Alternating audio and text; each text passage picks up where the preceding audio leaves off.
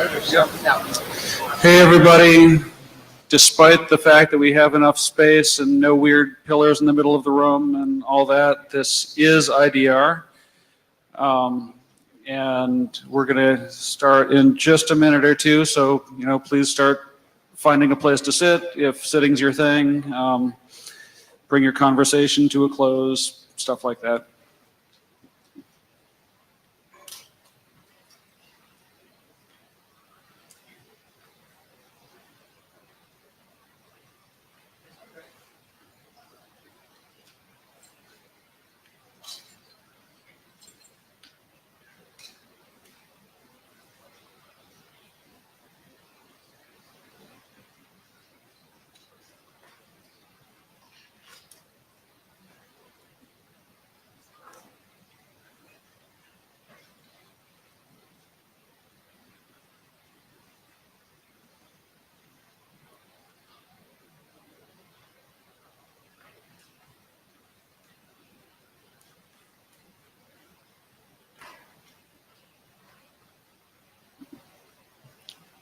I don't see clipboards on the desk, so I hope that means that they're already circulating around.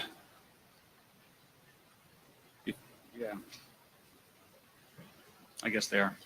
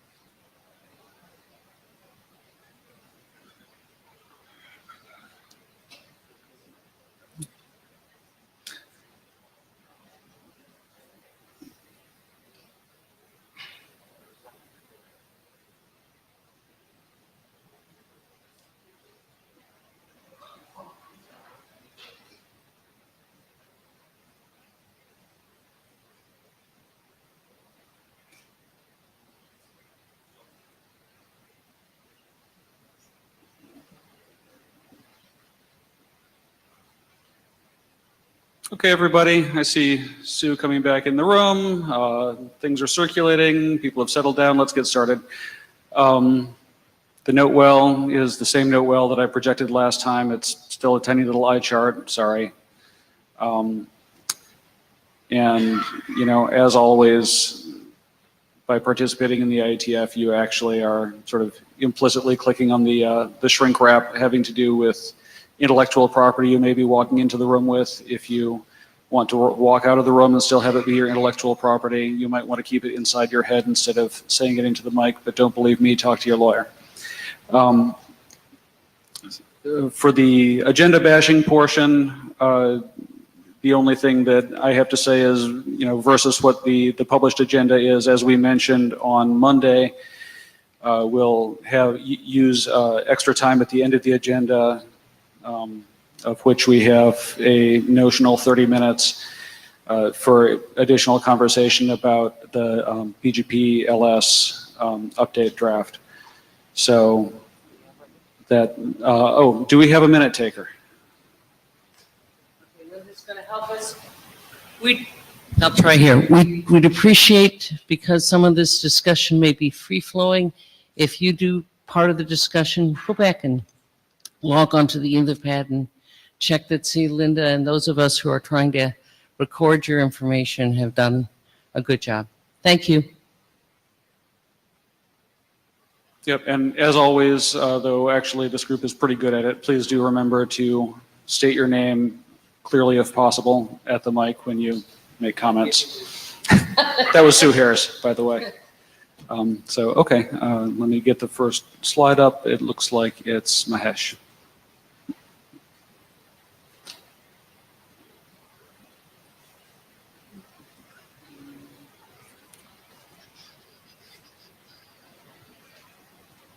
Wonderful.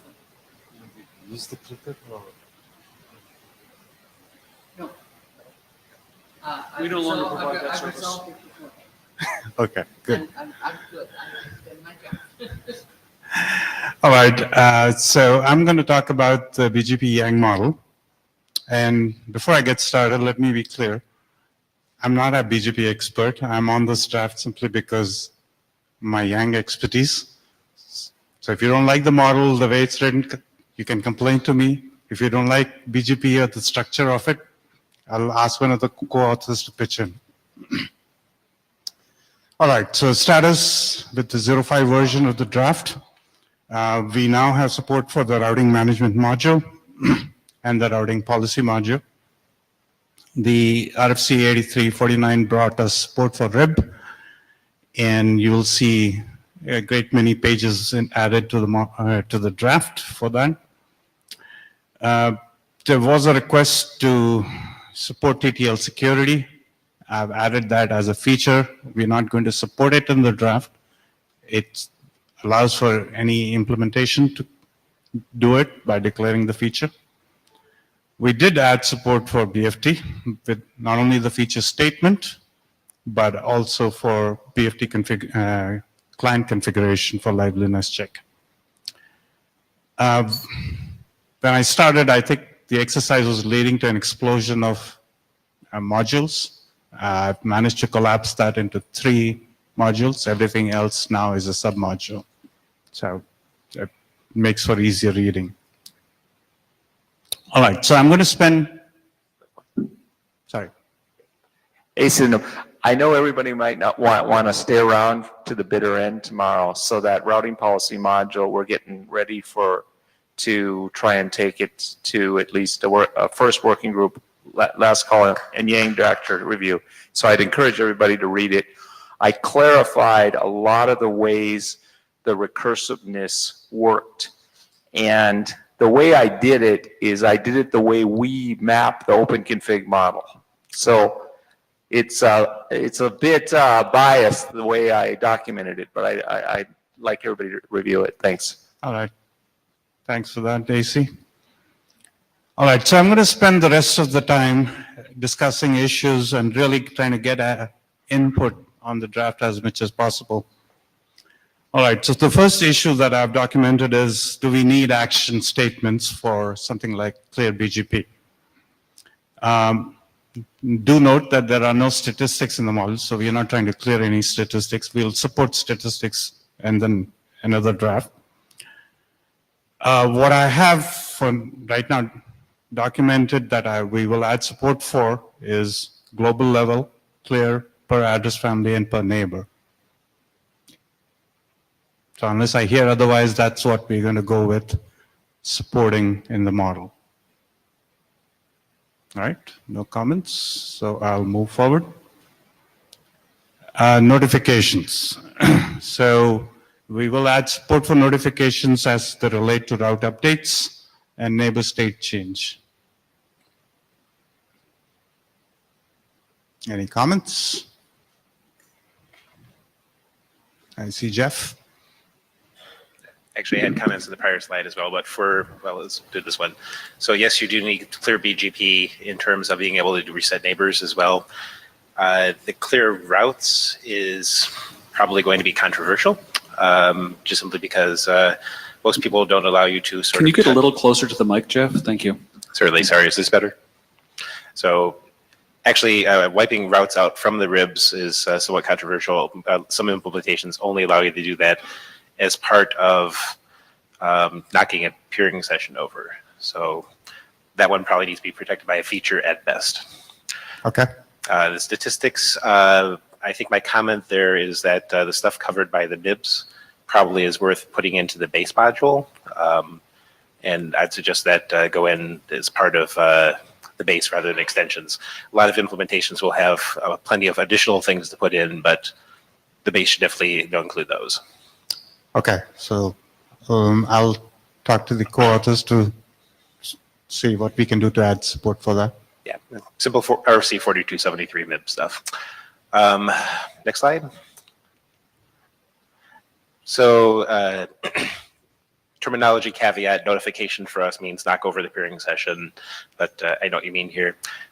For route updates, what is meant in this context? So I think Keyur can probably clarify, or maybe Sue can. I think, yeah, go ahead.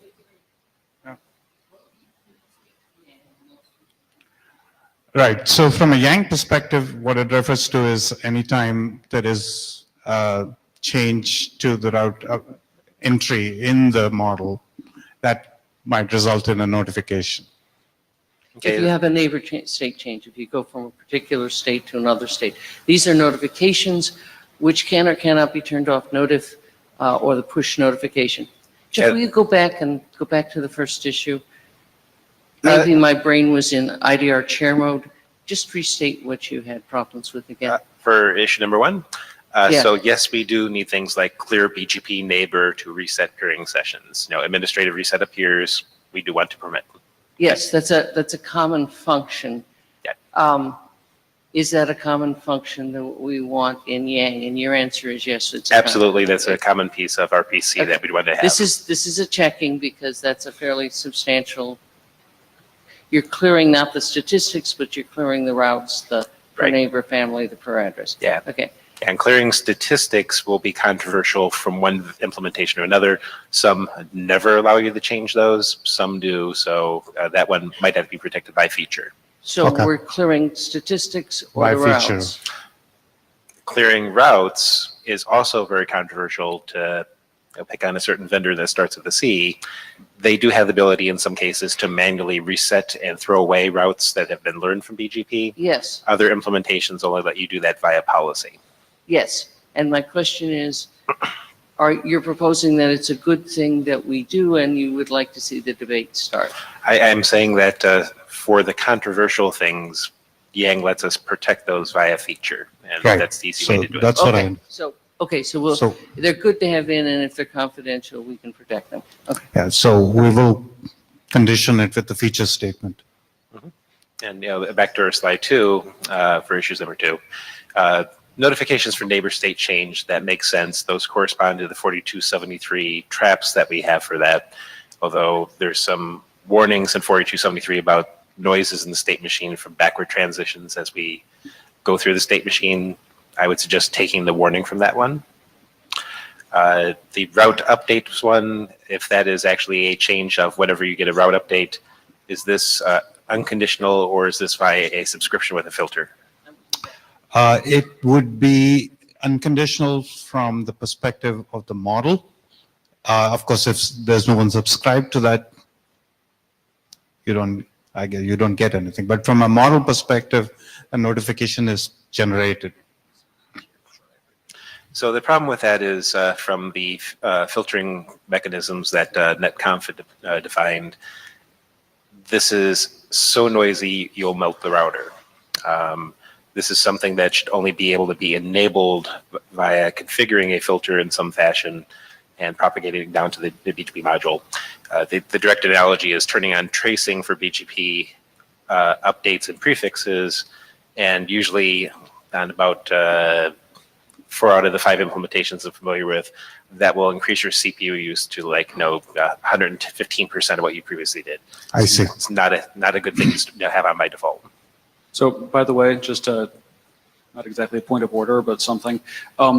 This is good conversation, and please continue having it. It's fine to have it at the mic, but a lot of it is also stuff that is highly appropriate for, actual document review and feedback that goes to the list, because it's the kind of detail that gets lost even in good minutes. Yeah, and in fairness, I have not gotten around to reading the module, and I'm only responding here because it's being raised as an issue at the screen. Totally fine. Robert Rashuk, Bloomberg. So I have a clarification on the previous slide again. The clear BGP, most useful form, I have been using it for a long time, is actually with the little knob, let's say with one implementation, soft in, which doesn't clear, so to say, but generates route refresh to a peer. And then I'm synchronizing whatever I'm getting again from the peer locally. So do you have that concept here, or it's foreign? Okay, I see Kale getting up. Yeah, it'll be incorporated as part of the route refresh RFC support from a modeling perspective. All right, moving on. And I know this is hard to read, but hopefully you can go back to the slides. What I'm showing is the route metadata for local RIB and the set of parameters. If there's anything that we are missing, feel free to comment on the mailing list or give me feedback. BGP standard community type definition, this is what we have. If this is good enough, we'll let it be, but if you want to further constrain it, do let us know. Same thing for extended community types. I don't have the whole printout here, but it's in the draft. Issue 8 through 17. Now we have placeholders for specific configuration. The expectation is that each Yang module for that, for each one of these is going to augment the BGP base model. My very quick analysis of the last 2 days, just going through some of the drafts, is that there are some drafts that do it, like IPv4 unicast L3 VPN is augmenting the base model, but then we have a whole set of drafts that are not. So just to point out to the authors, some of them who are sitting here, please make sure that you're augmenting the base model. Okay, Patel, Argus, again, this was highlighted, some of this, speaking as a co-author, this was highlighted in BES working group, and I believe the working group chairs are going to come back and ensure that this should be taken care of. I'm simply relaying what was highlighted. All right, that's all I have.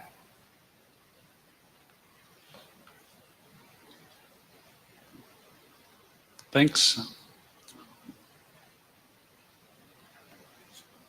Co-chair Head, thank you, Mahesh, for helping Kara and I get the right gang stuff.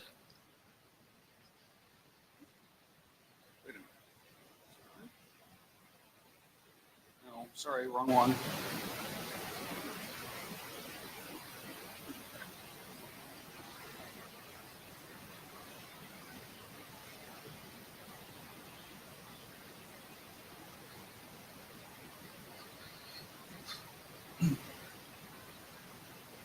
Morning, folks.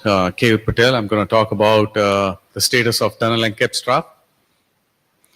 So as part of the status update, version 11 was published fairly recently in February, and as part of version 12 going forward, we now have a new co-author, Sri Hari from Juniper. Eric Rosen has already retired, who was the primary co-author on the draft.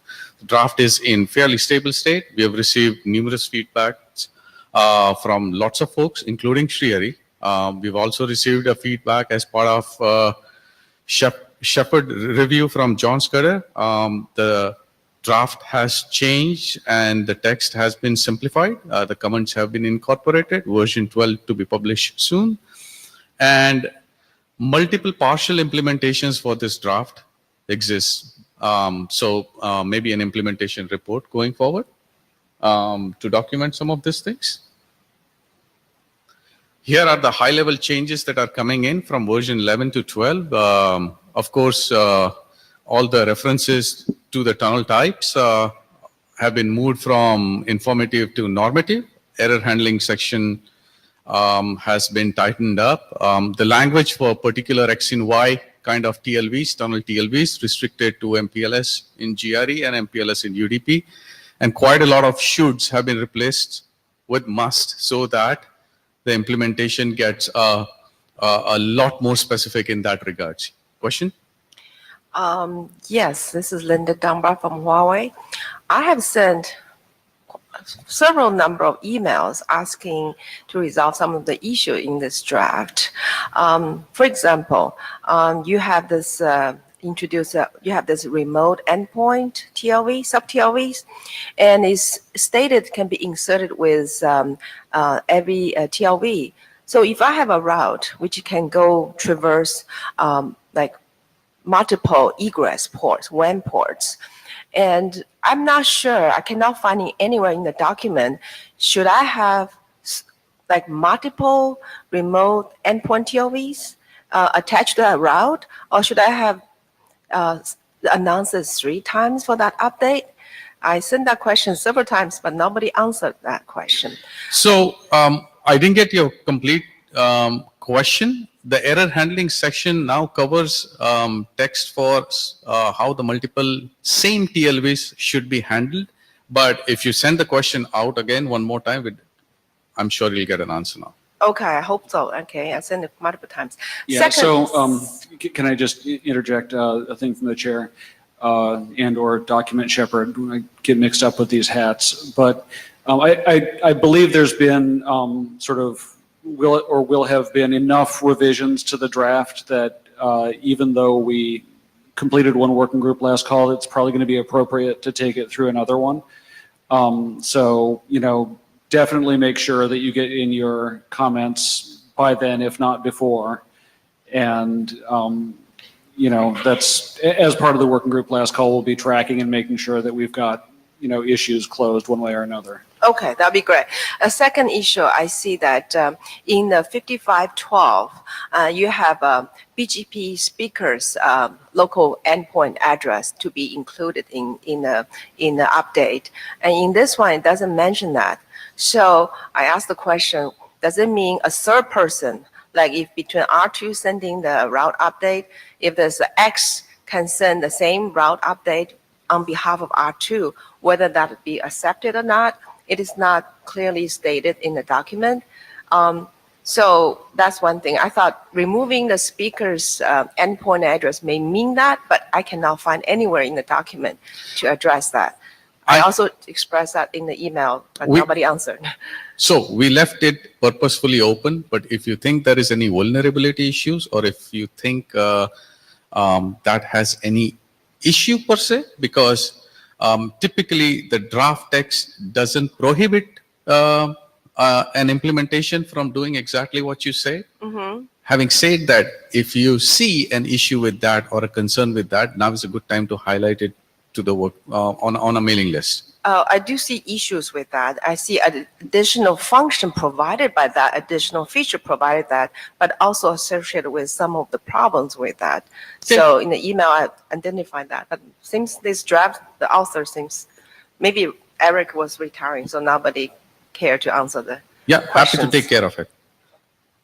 So a review, Kara, a review of that draft found some of these questions that Linda mentioned, and we were looking at the -12 draft. How do you want us to handle questions? Are you in mid-flight of making some other edits? Should we refer to 12?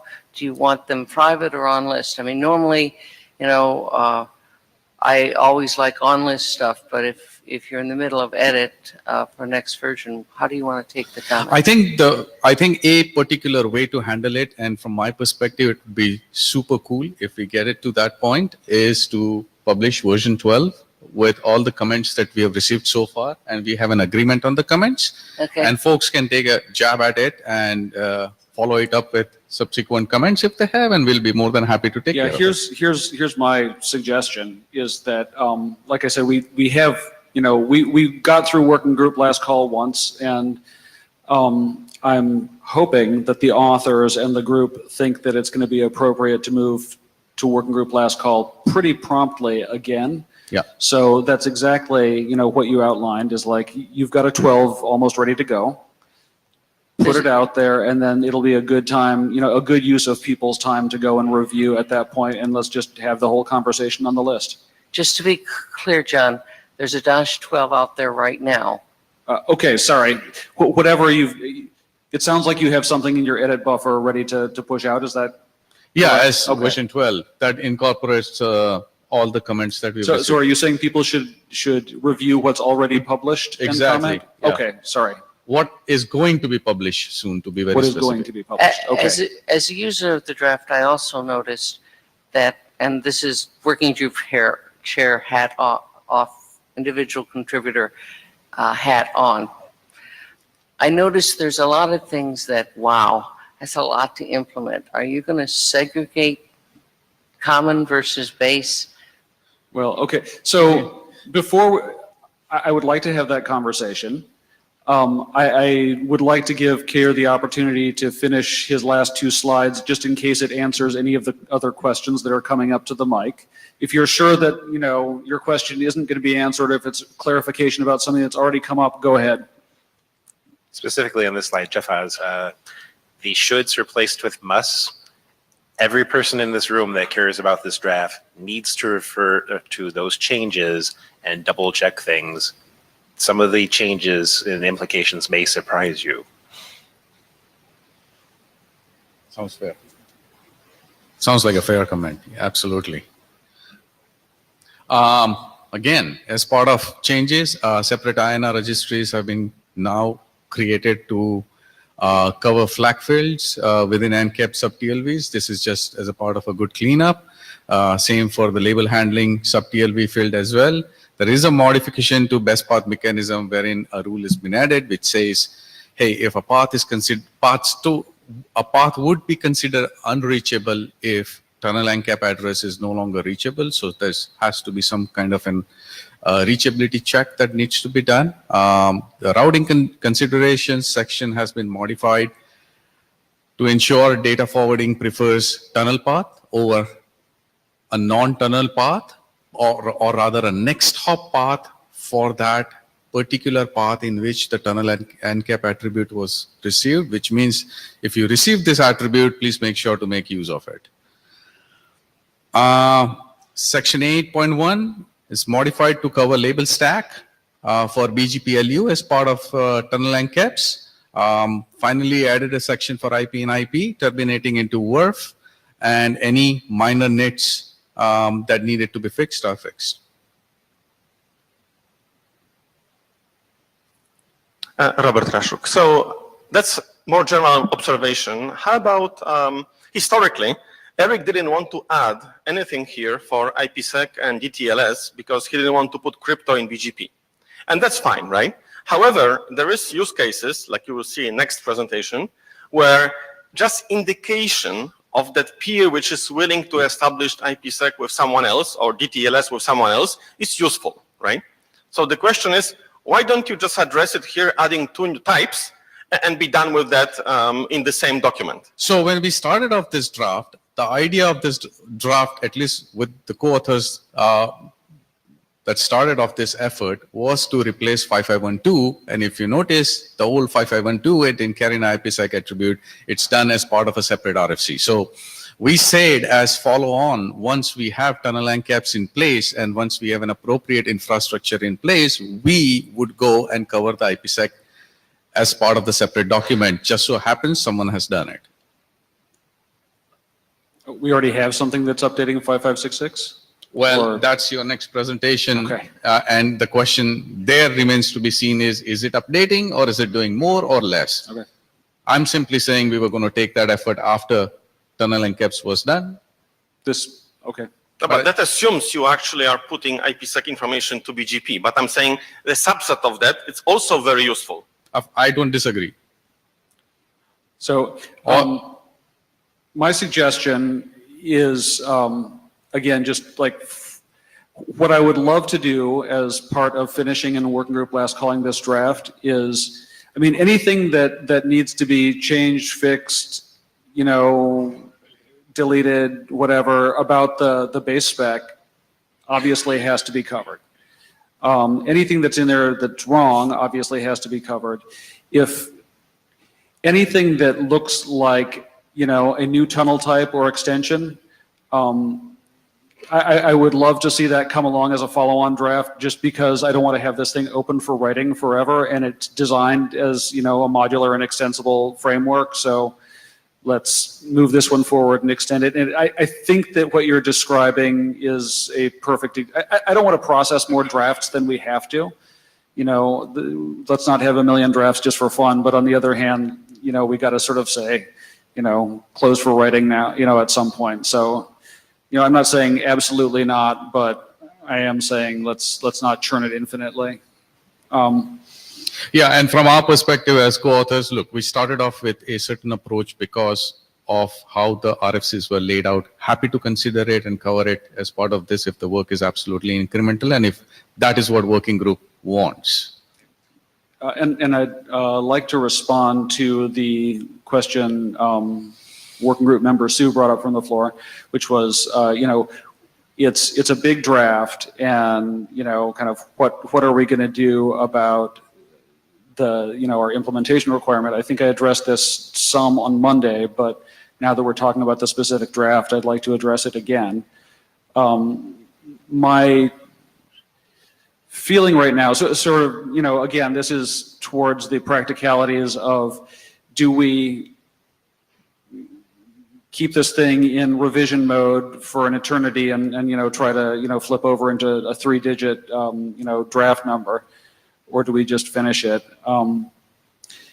Probably if we had it to go back and do again, I'd say, what would be awesome would be to do, kind of the skeleton part, and in one document, or maybe do it with, just one exemplary tunnel type, and then do all the tunnel types in follow-ons, because then it's clear that your implementation piece is covered.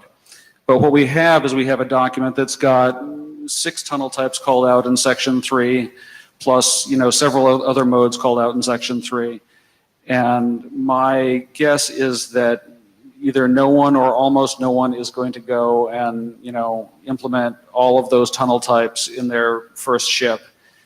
And if we insist on having every single tunnel type checked off in our implementation report, this thing may stay in draft for a long time. So my hope is that the working group is going to be satisfied by saying, we're going to check off the sort of basic functionalities and say we implement at least one tunnel type, and it seems to work, and move forward on that basis. It's not perfect, but I hope that sort of satisfies enough of the requirement. So speaking as a co-author on the document, and I'm pretty sure I'm speaking on behalf of all the other co-authors, is as we start to take on version 12 and publish version 12, I'm sure we will get feedback. That means we will be editing the document.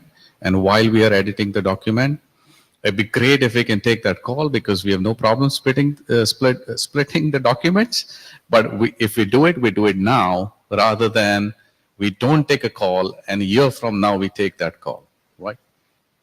Yeah, so if you have input on that, the mic, which I see AC going for, would be great, or, to the list or the chairs soon rather than late. AC Lindum, yeah, I would really support bringing this to completion. And one thing we had with the segment routing drafts in the IGPs, we had a specific piece. It was actually an encoding of RSVP like ERO in those. And we talked to I was the shepherd, and I talked among the co-authors. And I said, I know nobody's implemented this. Are we ever going to implement it? And they all said, no, probably not. So we took it out. So if there's anything in there you think nobody's ever going to implement, just take it out now. That's a good suggestion. This is Linda Dunbar. So I support having those skeleton documents explaining really well how do you update the route, how do you go through the egress ports, and how do you report, and then potential problems of third-party announced for you, all those mechanisms to be described well. And then you may have maybe appendix to describe different kind of encapsulation, because they are all can be treated the similar way, except IPsec. Sri Hari Sangley, Juniper. Just responding to John's question, I agree with what Keyur is saying. Maybe we put an additional timeline based on the feedback. I don't know, 1 month or some number of weeks. That way we can make a call on either we're splitting now or pushing this through. How long would you like that timeline to be if you had your choice? Oh, you full a month out? I'm sorry, I didn't hear. Months is good. Okay, thanks very much. Cool. So I'm going to go ahead and publish version 12 and solicit comments. Thank you, guys.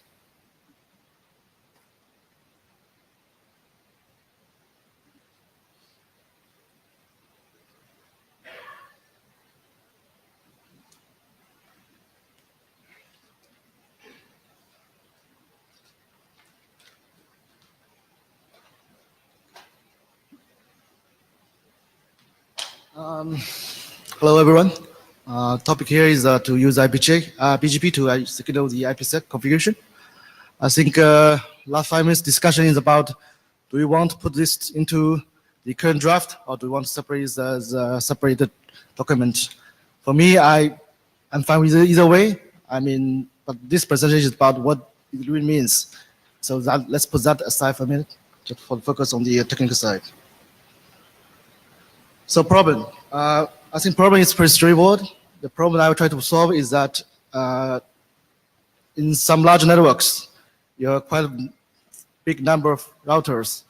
And then if you want to secure either power traffic or all the traffic between them, typically today you have to do is that you create a large number of IPsec mesh tunnels between them. Sometimes, in order to manage and provision those big number of tunnels is cumbersome, and it's a quite big overhead. So we need a better solution to address such a problem. So design considerations. First, my proposal here is not trying to be a solution for every use case out there. Like I said in the previous slides, all I'm trying to solve problem is that try to solve the confusion and management problem of big number of tunnels. Second, the solution should not trade off of security. We have more details in following slides. And last is to avoid reinventing views. So I will try to reuse existing protocol whenever possible. I'm not trying to come up with like a radically new protocol here.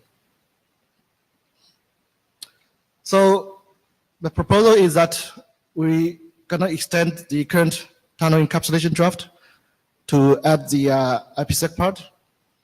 BGP is only used for the signal the certain IPsec configuration. But IPsec tunnel itself will be still signaled by the IPv2 itself. So this draft does not introduce any change regarding IPv2. There's only small amount change based on the tunnel encapsulation draft. So here are the changes. First, we need a new TRV for IPsec tunnel. So I propose to reuse current located value 4, which is located by the 556, to reuse that as a IPsec ESP tunnel mode. Because for AH mode, it's rarely used, and I think that right now there's a trend, at least from my studies, to deprecate AH mode. So I propose that we only support ESP tunnel mode. The second is there going to be new sub-TRV for public routing instance. So the public routing instance for IPsec is where the IPsec packets, encapsulated IPsec packets, the routing instance is forwarded in. So which could be different from the payload packets of the IPsec tunnel. So today, I know in many deployments, people are actually using the same routing instance for both payload and the tunnel packets, but for security reason, there should be possibility to separate these two. So we need a separate sub-TRV to signal that. And then there's a new sub-TRV for remote address prefix. So in IPsec tunnel case, there's the idea of there's a concept of the traffic selector, which defines what type of source and destination traffic is allowed on this particular tunnel or this particular child SA. So we need to signal that because that's quite important for the created IPsec tunnel. Since user might want to enforce what type of routes or what type of source is allowed to access the subnet behind me. So there are two. So I define two here. One is for remote, one for the local. So those are all for receive point of view. And the discussion yesterday with Robert, I think the remote one could be optional. There could be other way to, for example, using recursive next of lookup to achieve the same purpose. But I think the local one is necessary. And also it will reuse some existing sub-TRV defined in the tunnel draft. For example, remote endpoint, which give you the IPsec tunnel endpoint address. The color, actually the color we use here to signal the large part of IPsec confusion. Like for example, most importantly, your crypto, what kind of crypto you want to enforce that the other end to use to reach you. And there are some other, whatever other IPsec confusion you wish to map into this color attribute, sub-attribute TLB. And last, we might also want to reuse the embedded label handling sub-TLB, because although IPsec tunnel is for IP tunnel payload, but in case, for example, in unicast VPN address family, there's a label there. But for IPsec case, because during the IP tunnel negotiation, you're already aware which private routing instance that you are mapping to. So you don't necessarily need that service label in the update to target that.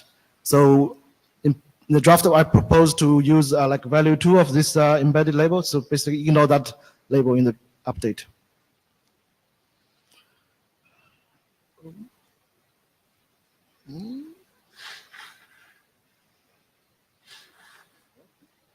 Oh, thanks. So here's an operational example. So you have here example, you have C2 routers, route 1, route 2, right? Subnet A is behind route 1, and subnet B and C behind route 2. And the user want to enforce the traffic going to be protected by the IPsec tunnel by 2 types of child SA, so red one and yellow one. The red one using like AS256 with SHA-384, mapping to color red, and the yellow means it's using narrow encryption and with only integrity protection SHA-256, which map to yellow, color yellow. So in this case, given such requirements, both R1, R2 are provisioned with the PKI keys and certificate from CMCA. So again, here, so this draft does not propose anything for the authentication credential in BGP. We leave that outside, purposely outside the documents, because with PKI you can easily to achieve that scalable credential provision in the network. So here, both R1, R2 provision certificate PKI keys from CMCA. And R1 will advise subnet A in BGP, which has a tunnel encapsulated attribute that contain IPsec TLVs, so which contain 2 TLVs. First one is a remote endpoint with the tunnel the R1's endpoint address.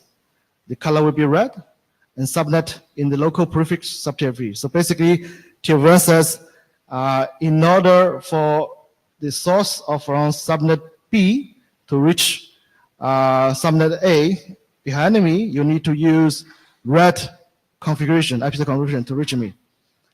Similar for TLV2, which says for remote subnet C to reach subnet A, you need to use color yellow as an IPsec configuration, encapsulation. Then R2 will also advise subnet B, which has 1 tunnel encapsulation attribute that contains 1 IPsec tunnel TLV.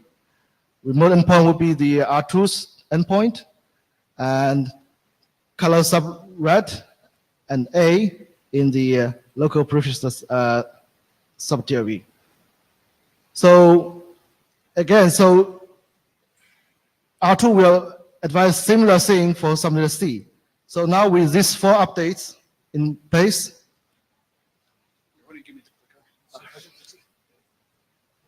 so when R1 received a packet from subnet A destination to subnet B, since BGP update includes subnet A, also contains the IPsec tunnel encapsulation attribute, and there's no existing child SA they could use for the traffic. So R1 will choose TLV1 because he will match the packet source and destination address with the local prefix in the received updates. And then he will choose TLV1 and use IPv2 to establish the tunnel. And also because there's a color attribute in the IPsec tunnel TLV, he will know what kind of crypto or what kind of IPsec confusion he should use to establish that tunnel. So that they will config, he will create, use IPv2 create this first child SA, and with the corresponding ESP transform the cryptos, and with the traffic selector that accordingly. And then after the tunnel is created, R1, R2 now can forward traffic between subnet A and B over the child SA1. And if next R1 receive another packet from subnet A to subnet C, because in this case, although I already have a child SA1, but that child SA1 is only for between subnet A and B, so that they cannot use that child SA. So he need to create another child SA for these packets. Same process happened in as the previous, but now because there's already IKE SA created in previous step to the same peer, so can you use that IKE SA to create a second child SA with different crypto, in this case non-encryption with SHA-256, and with a different set of traffic selector. So now after these two steps, R1, R2 can forward traffic between subnet A and subnet C with the child SA2. This way, both R1, R2 does not have to pre-provision all those tunnels beforehand. It's all packet triggered or dynamic.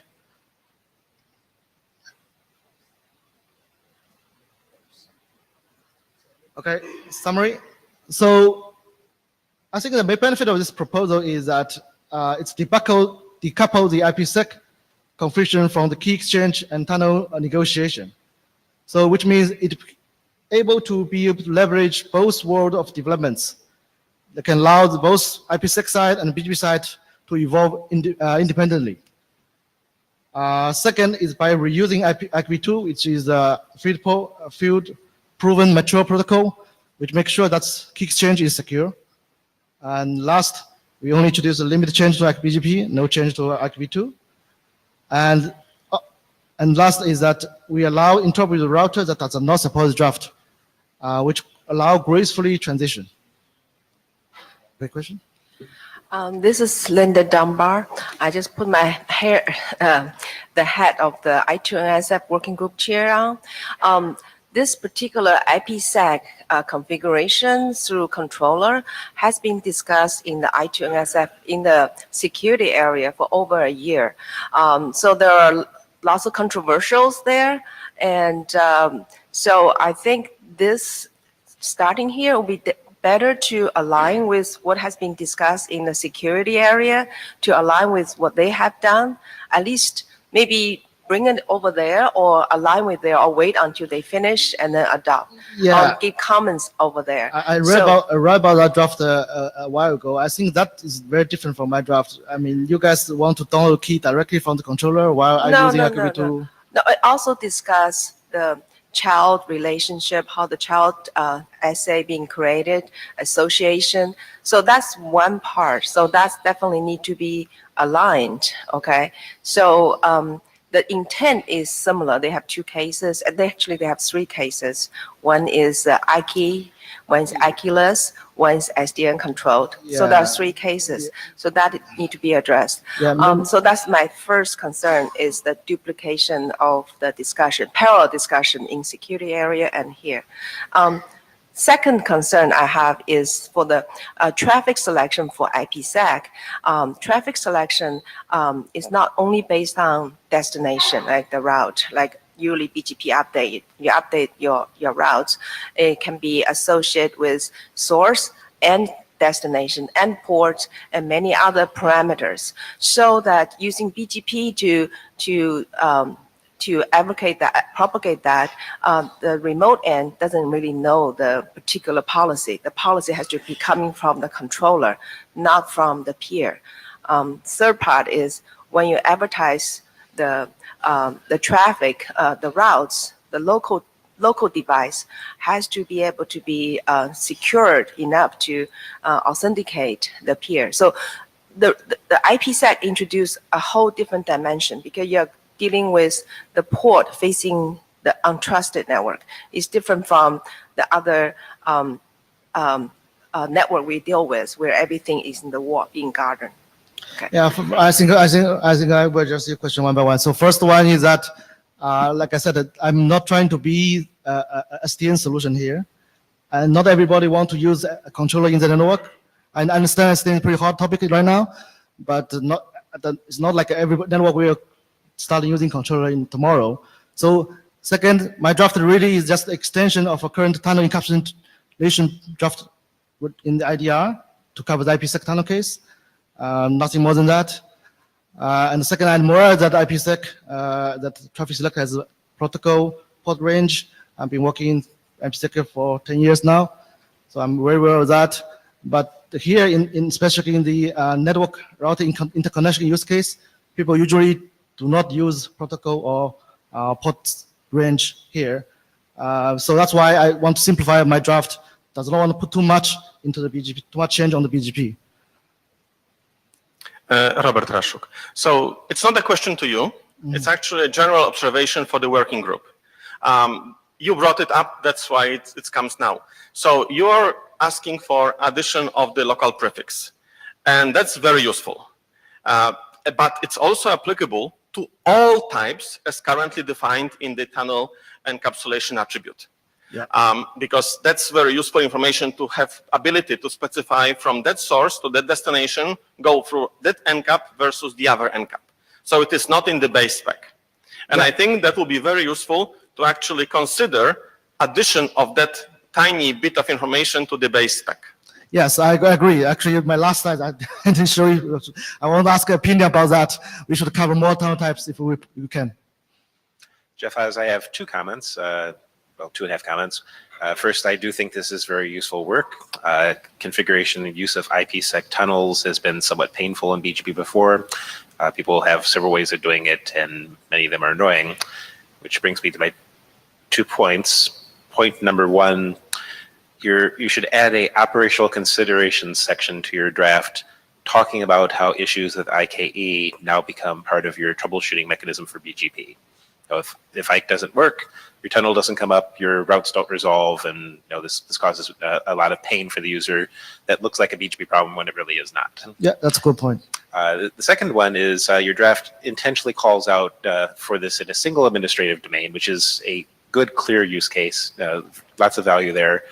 Have you given thought to inter-domain versions of this? So the reason I say this is most for the single administrative domain is because IPsec need authentication.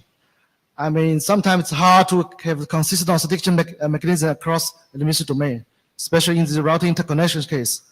That's why I say it's for the single administrative domain. Yeah, the place where this can be additionally useful, and this is somewhat problematic in terms of how the TE path attributes likely to be deployed for a short period of time, having some general ISP A and some generally ISP Z, completely far ends of things, trying to interconnect with each other, and basically doing IPsec over the internet is a thing that is already done today.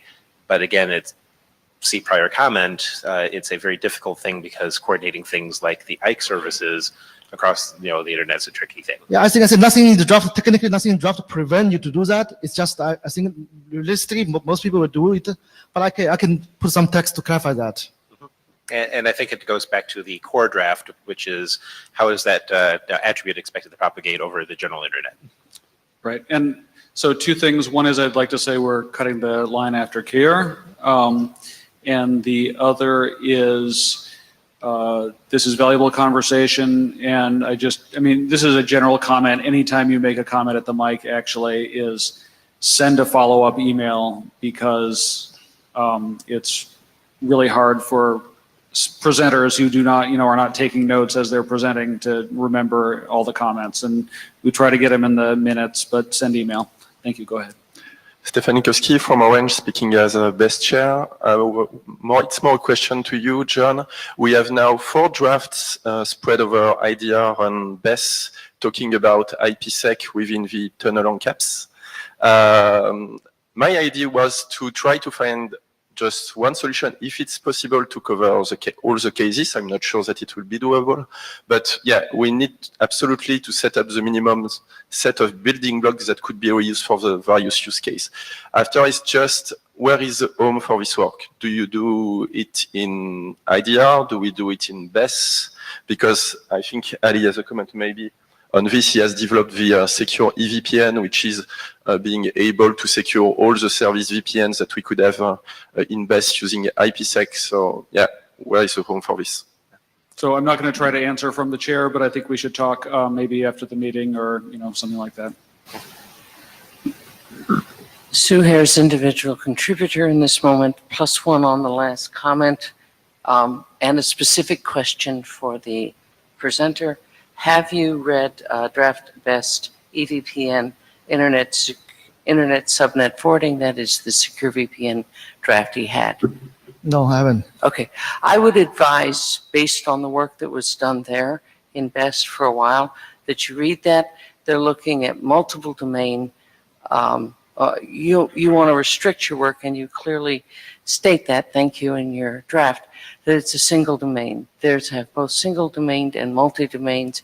Some of the things that are different with Linda's and my draft is we're looking at gaps in their draft, okay? And we're trying to work with them and work with the I2NSF. I would just note that it might be useful for you as an author.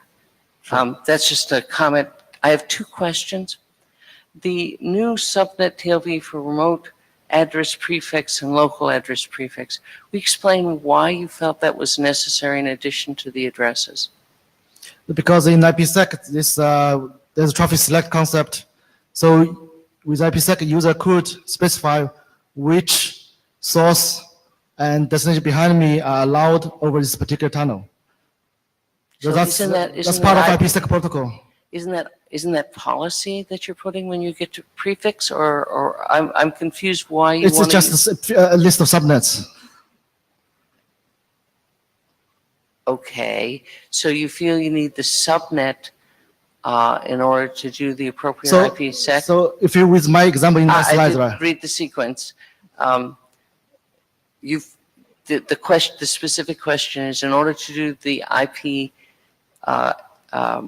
sec stuff, you feel you need the subnet. It's mandatory in IPsec protocol. Yes. You need a traffic selector. Okay. Yeah. Second, when you're when you're reusing the color, have you thought about conflicts over color amongst people who are using this? I mean, you're defining color and policy equivalently, and you're overlaying it. Every time we overlay things, No, so somebody forgets, No, so when I say color, it's color sub-TLV, right? When you put the color sub-TLV underneath the IPsec tunnel TLV, which means they have specific meaning for IPsec tunnel, which is defined in my draft. There's no, I don't think there's a confusion there. But there are many people in many ways. Are you going to lay out exactly how it's going to be done? No, I'm not trying to define any color for any other type of tunnels. Okay. Right? Just let me repeat back so I understand it. Yeah. You've said that it's only under the IPsec color, and that's where it is. B, you've said that you're going to have multiple people using that IPsec color, otherwise you wouldn't be using BGP, and you're not going to define how it's going to be working. My comment then stands. How are you going to have people not clash? No, I don't see how, unless you specify a color and you're overloading the color function. I think I misunderstood your question. I thought you said that's okay. other type of tunnel. I thought you between IPsec and the other type of tunnel, if you both using color, there might be confusion. But my point is, it's like communities in BGP where the consulting exchangers agree on the color. But my point is that when you put the color sub-TLV underneath IPsec tunnel TLV, Yes. that's very specific meaning for IPsec. Then There should not be any confusion there. So guys, we'll let this it has go. gone back and forth a few times, and I'd like to suggest you review the draft language and continue it that way. Thank you. Alice Jose Cisco, just building up on the question that Sue made, secure EVPN, I guess you haven't had a chance to read it, right? Sorry? Secure EVPN draft, I guess you haven't had a chance to read it. No. Okay. Because some of the material in here overlaps, and would be good to, to see what the overlap is and how we do it in that. Secondly, with respect to in here, you're talking about discovering the endpoints and setting up the IPsec session via the IETF, and still we're going to have the mesh of IETF session among the peers. I thought that you were talking about that scale you want to address, but that is not addressed here. I'm not trying to address the scale problem here. I'm trying to scale the amount of confusion here. Okay. Then the other question, have you had a chance to read RFC 5566? Yes. So this is basically the RFC 5566 with the, instead of using 5512, we are using the tunnel attribute. Yeah, more like that. I think I put more stuff there than 556. Okay. But more or less like that, yeah. All right. One final question. You're sending a list of prefixes with this attribute of what flows gets mapped to this tunnel, right? You were saying? So you'll be prefixes, you were saying that you list these are the prefixes that you send. These are the VPN prefixes? No, it's basically traffic selective IPsec tunnel. Okay, go ahead. So when you create IPsec tunnel, one thing is mandatory during tunnel negotiation. Oh, is the endpoint? Okay, all right, Yeah. all right. All right, so just a quick note that in terms of the setting it up, the secure EVPN talks about how to discover and set up the IPsec session, as well as how we can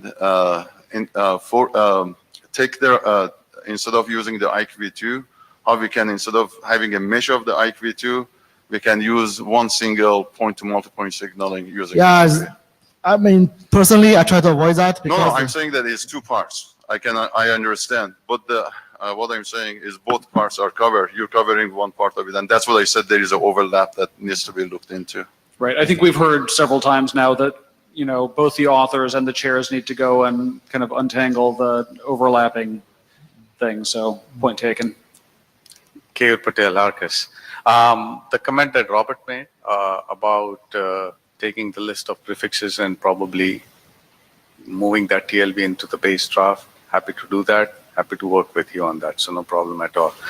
The other side comment I have, I don't know who to probably target on this, but a general comment that there are 4 different solutions. None of those solutions list out what the route announcement rules should be across the AS, or whether should this attribute be leaked across AS willingly, unwillingly. Maybe it's wise to call out that at least in the draft. Yeah, agree. Okay. Thank you. Thank you very much.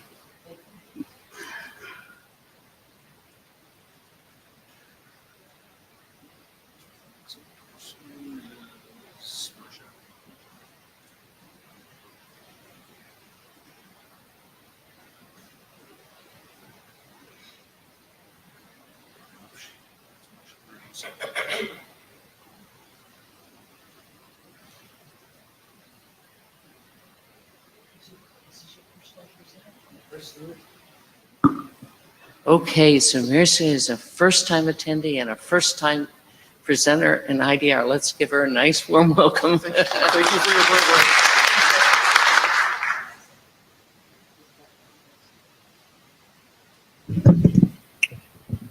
Hello, my name is Mersha Zhang from Cisco. So I'm going to present a new draft BGP BFD street mode. This draft was also presented at BFD working group yesterday. Problem statement.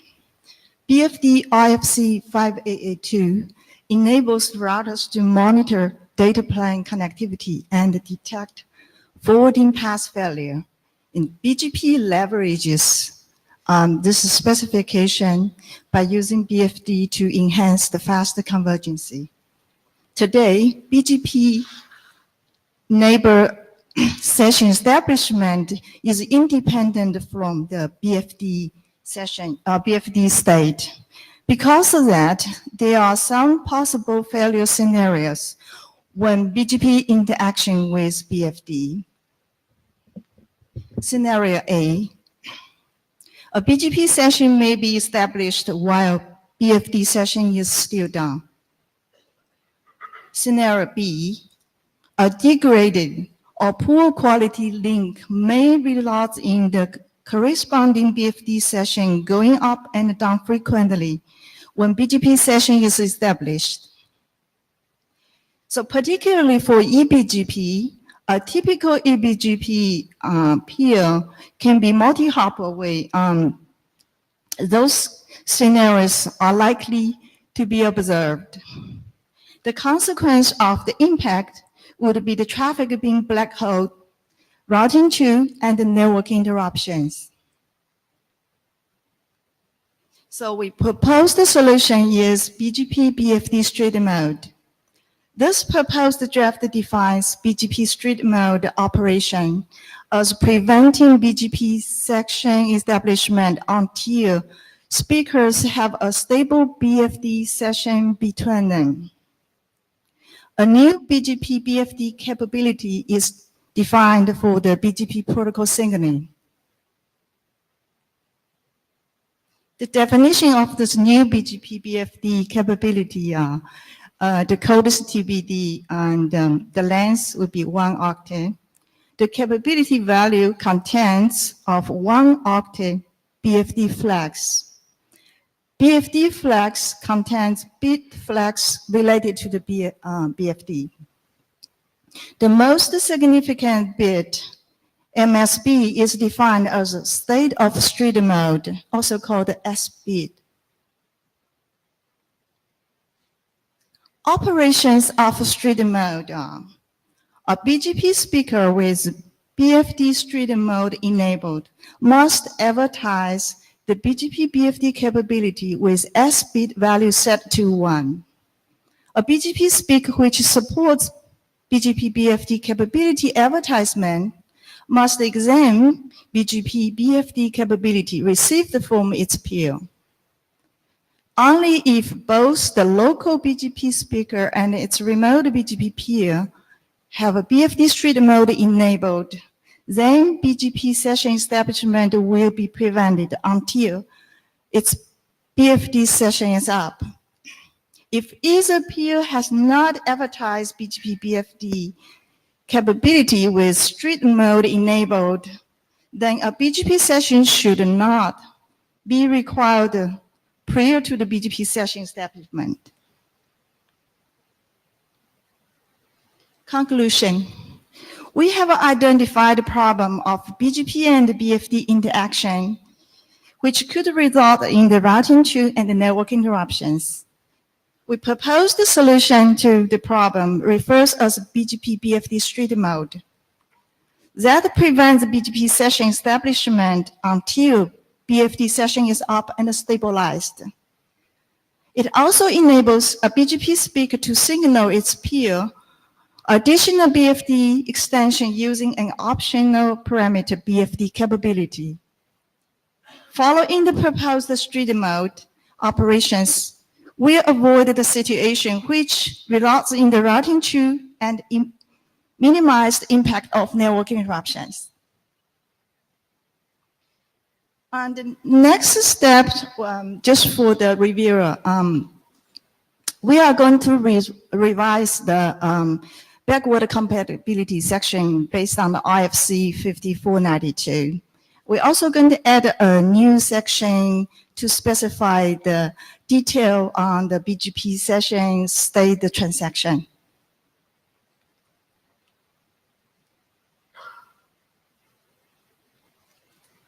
Hello, I'm Julius Krobacek. So the draft is a little bit vague about what the problem is. So it says roughly this, that there are some situations in which the BFD session doesn't get established while the BGP session does. Could you give an example of such a situation and what it's due to? Well, I mean, the situation, part of the situation now common to all the control protocol, I think. If you refer to the section 4.1 of IFC 5882. It also describes the control protocols neighbor session establishment problem. This is a common thing, right? So if you want using so we have to do the signaling to break the locking issue. What was the reference again? The reference. You gave a number from memory. You gave an RFC number, right? Yeah, the IFC 5882, section 4.1. Okay, I'll do my homework then. Yes. Robert Raszuk. So this strict mode has been proposed in OSPF and other groups as well for BFD, but your slides said something interesting, that you don't want to establish BGP session when the link quality is poor. That sounds perfectly great, except BFD today doesn't really determine link quality as such, and link quality may mean different things for different people. BFD today gives you ability to say, oh, the peer is up or down, right? There are proposals in BFD to actually enhance BFD to do more than what is it actually designed for, but I think there is a little bit of a gap if we are using the right tool to evaluate the link quality. Yeah, this is just, thank you. This is just part of a scenario, yeah. And like, for example, people will handle this case like BFD dampening or other things. So maybe BFD state is still down, but I mean, there's other. So very briefly, we're starting to run short on meeting time, so the line is cut after Rüdiger, and please keep, make your comment, but keep them short. Thank you. Alexander Azimov, Yandex. I understand the goal, but I don't understand why you need to negotiate this, their capability between peers. Why you can't just configure it locally? Repeat your question. You are trying to not to establish a BGP session before you have a BFD session. But if you have this information from one side, you can just stop establish a session establishment and it will be fine. So why do you need to negotiate these? The signal, right? Why we need the signal? Yes. Yes. Okay. You want to answer? Okay, answer, and you can correct me. Okay. So the major issue is to avoid the potential deadlock. Okay. If you prevent, your peer doesn't know, or sometimes your peer may be waiting for a session come up before they create the BFD session. So deadlock situation coming, you never be able to establish your BFD neighbor session. So many vendors already support strict mode, including us. There are situations in which you have it configured on both sides, and normally you want to use it, but you may have a situation like immediately after an upgrade or something where you don't want to use it one time when you come up. And this way, by signaling it, you can handle those situations where you don't want to use it. And there are also what pointed out, there's been bugs where there's been a deadlock between different implementations of strict mode. Keyur Patel Arcus. I actually like the document, so I have no problems with that. But I would be really interested in knowing exactly what Alexander asked. Why would you need capability? You could hold the peering session at your end locally when you need it, and 4271, which is the base BGP specification, actually has nice section of connection collision inbuilt or defined in there. So at the worst, both ends will keep on retrying. That's about it. But I really don't see the need of capability. So if you take it out, if you think that's the case, then it makes it even more simple. I think we need it. Himanshu from Siena. So this is good, but I think this has a limited application in the sense that it doesn't take care of the route reflector clients. So you may be okay with the route for session establishment with the route reflector server and the client, but between the two clients where there is no BGP session, and you could have a bad connection and all that stuff. So that part is missing here. Obviously for the sessions, they are fine. I'm just saying that it has the scope of that application is somewhat limited. You are saying no? I would like to draw your attention to draft blah, blah, blah RSBFD. Blah, blah, blah. Which RFC? Draft IETF IDR RSBFD. Okay. It addresses that? It addresses exactly that use case. For secure this. It addresses exactly the use Okay. case you described. Okay. Jeff Haas speaking as BFD chair and also as a day-to-day BGP developer. This is a real problem. And as we sort of seen at the microphone, people have different ideas about when BFD is used to protect a BGP session. The fundamental issue is that at what point in the BGP state machine do you insist that BFD either get started or to be up and stable before you do things? And we do have day-to-day interop problems, not always necessarily for just bringing up the session, but for things like keep down type behaviors when the protocols actually do say BFD is down, when do they allow it to come back up? This draft is a useful place for us to standardize a behavior that is not standardized either in BFD or in BGP, and that does actually cause interop problems. Cisco and Juniper, for example, and the keep down features do not interoperate, and it causes problems. So can I ask a clarifying question? Several people have brought up at the mic, oh, we don't need a capability. Would you like to respond to that? Absolutely. So the motivation here is that without some sort of signaling, it's like, again, what part of the state machine do you bring it up?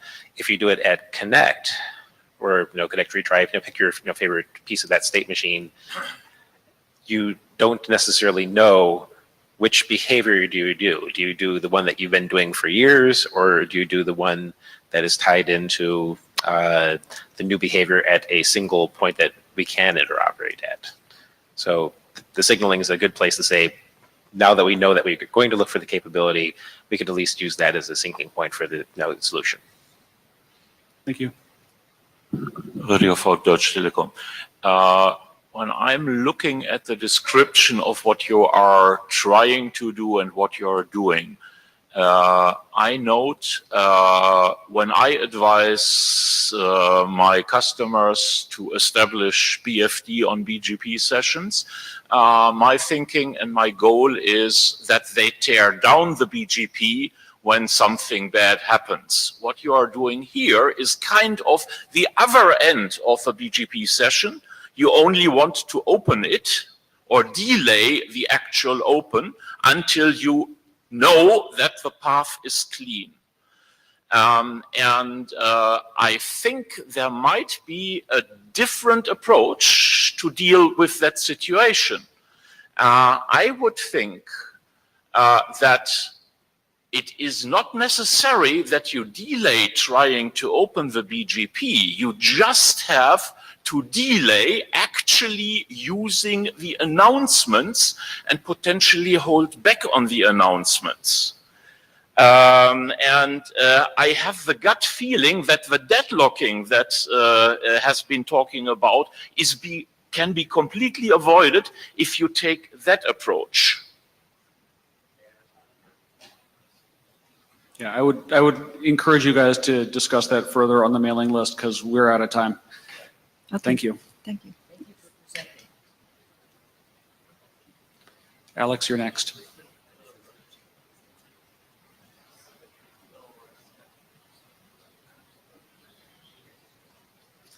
And just as Alex is getting set up here, I want to say I know that we promised a discussion on the BGPLS BIS proposal, and anybody who's looking at their watch will see that we just aren't going to have time for that. I'm very sorry.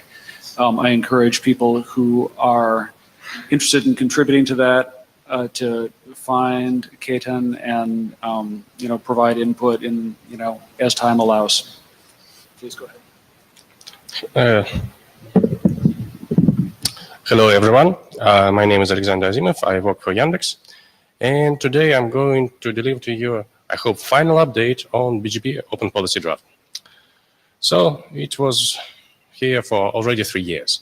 There was a lot of changes, mergers with other documents, and again changes in the functionality, so on. But the key principle was preserved unchanged.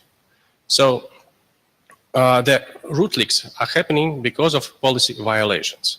And the root cause of these violations is mistakes that are made by network engineers that do not understand how to apply represent peering policy in their configuration. So this draft just fills this gap. It provides a native way to represent your peering policy in the configuration. So you are just setting your peering policy in the configuration, and after that, the filtering is done automatically. So let's jump to the role specification. As you see, most of the roles are native. If you are a customer, your role is customer. If you are a provider, your role is provider. But what is if you are a route server? You know, from the mathematical standpoint, the answer is clear. There is no difference between Internet exchange point that provides partial connectivity and Internet service provider that can also provide partial connectivity. So I thought that everybody will be happy to name their route server as a provider and go on with this. And I was wrong. Even people that were carefully reading the draft were confused. And so in the last version of the draft, we changed it. So if you are providing a route, if you are a route server, your role is route server. If you are a client of route server, your role is client of route server. So I hope this will solve the problem with uncleanness and uncertain. I was really not happy dropping the ideal math model, but simplicity is the winner. So with this, I would like to ask for working group last call. We have 3 open source implementations. I would be glad to see other vendors join the party. So that's all. Any questions? We will absolutely add that to our list of things to working group last call. Thanks very much for the concise update. And yeah, floor is open for questions, but please keep them brief if you have them. And in the meantime, I will get the next slide set queued up. Okay. Seeing no questions, thank you very much, Alex.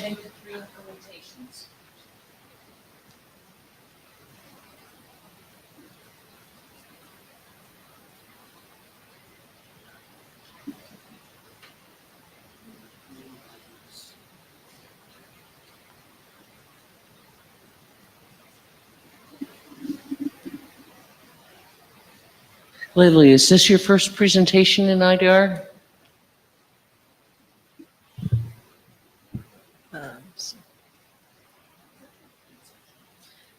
Okay, this is a very simple draft about the BGP flow specification for SRv6.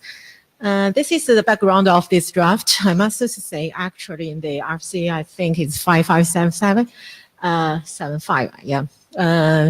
Have defined the BGP flow specification SRI for the BGP flow spec, and already defined many component types for the IPv4, IP prefix, IP protocol, and for some draft have defined the layer 2 VPN VLANs for the component types. So for this draft, we just to define 2 new component types for the seed of SRv6. So the first component type is for the whole 128 bits of seed. Even the whole seeds, we also use a pair of operator and the value to for the match rule.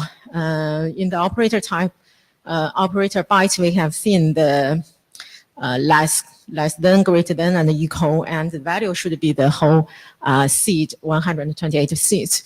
For together with the operator and the value, we can indicate how about a certain exactly seed or a range of the seed to match for the SRV6. So this is very easy to understand together with the operator byte and the value of field. And for, as we all know, for this seed is too long. And for some scenarios, we can just to match some bits or some fields about the seed. Because in the SRV6 network programming, we have seen that the seed format should be locator, function ID, and some arguments. So we give another type, component type to match some field or some bits of this seed to match, such as we also use a pair of operator and the value to indicate the match rule. So in the operator, we defined the type field to indicate which field or which bits we want to match.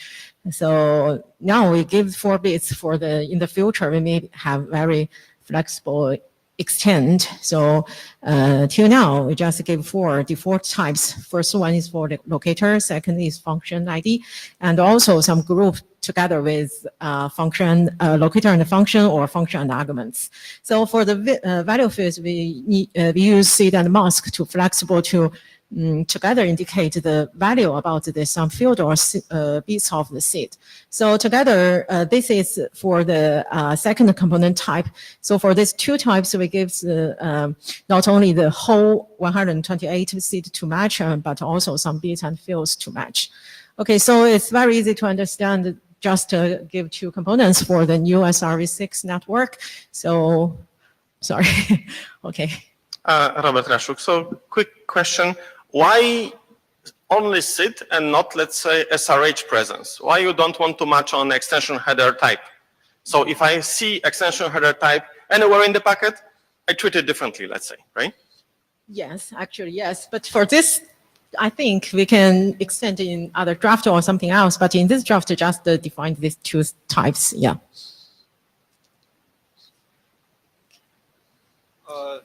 Robin from Huawei, from our point of view, because the SRH is too long for the match, but because the SRV6 can be used as the IPv6 destination, but it is totally different from the IPv6 address. So that's we propose this type because it can match the IP destination address of the IPv6 packet, but it can use it as the SRV6 seed.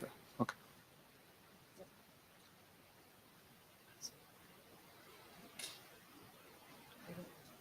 Rafał Juniper. Sorry for my ignorance, I didn't read the draft. So, quick question: which field from the header you are going to compare with that? Is it against the IP header or SR header? Yeah, it's actually for SR headers that destination address at that time. And also for the seed or bounding seed, I think we can use SR policies first to endpoint. So these 2 types, I think, all can be matched. But if I receive that update, how I can know? So if I receive that as from the flow spec, how implementation should know what is your intention, what you want to match on? Destination address or destination header? Or? Destination header, yeah. Yeah.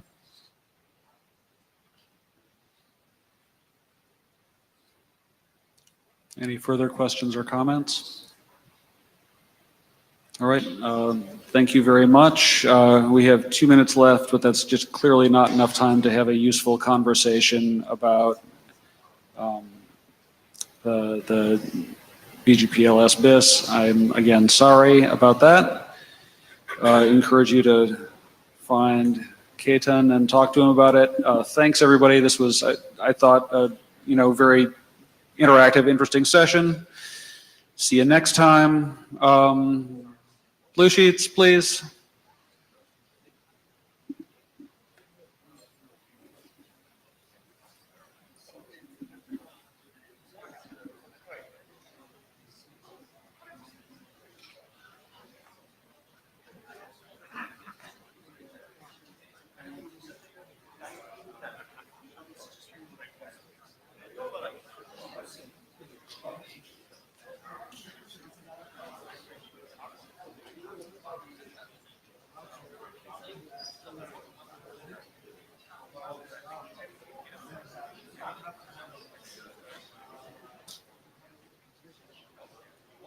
going back to slide.